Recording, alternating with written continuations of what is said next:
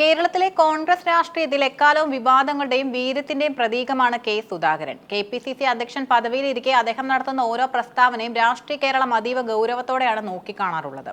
എന്നാൽ വരാനിരിക്കുന്ന നിയമസഭാ തിരഞ്ഞെടുപ്പുമായി ബന്ധപ്പെട്ട് അദ്ദേഹം നടത്തിയ ഏറ്റവും പുതിയ വെളിപ്പെടുത്തലുകൾ കോൺഗ്രസിനുള്ളിലെ പടലപ്പിണക്കങ്ങളെയും വ്യക്തിപരമായ രാഷ്ട്രീയ താൽപര്യങ്ങളെയും വീണ്ടും ചർച്ചാവിഷയമാക്കിയിരിക്കുകയാണ്.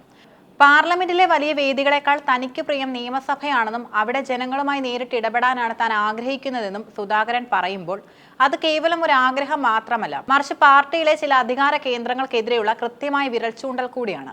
കെ സുധാകരൻ തന്റെ രാഷ്ട്രീയ ജീവിതത്തിന്റെ ഈ ഘട്ടത്തിൽ നിയമസഭയിലേക്ക് മത്സരിക്കാൻ അതിയായി ആഗ്രഹിച്ചിരുന്നു എന്നത് പരസ്യമായ രഹസ്യമായിരുന്നു. എന്നാൽ ഇത് അദ്ദേഹം തന്നെ തുറന്നു സമ്മതിക്കുകയാണ് ആദ്യമായി. ഡൽഹിയിലെ രാഷ്ട്രീയത്തെക്കാൾ കേരളത്തിലെ പ്രാദേശിക രാഷ്ട്രീയത്തിലാണ് തന്റെ ഹൃദയമെന്നും അദ്ദേഹം വ്യക്തമാക്കുന്നു.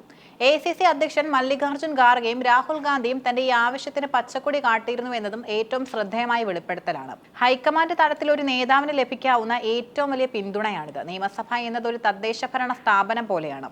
അവിടെ നമുക്ക് നമ്മുടെ നാട്ടിലെ ജനങ്ങളുമായി നേരിട്ട് സംവാദിക്കാനും അവരുടെ ദൈനംദിന പ്രശ്നങ്ങളിൽ ഇടപെടാനും സാധിക്കുമെന്നും സുധാകരൻ പറയുന്നു. പാർലമെന്റ് അംഗം എന്ന നിലയിൽ വലിയ നയരൂപീകരണങ്ങളിൽ പങ്കാളിയാകാമെങ്കിലും താഴെത്തട്ടിലുള്ള ജനസേവനത്തിന് നിയമസഭയാണ് കൂടുതൽ അനുയോജ്യമെന്നാണ് അദ്ദേഹം വിശ്വസിക്കുന്നത്.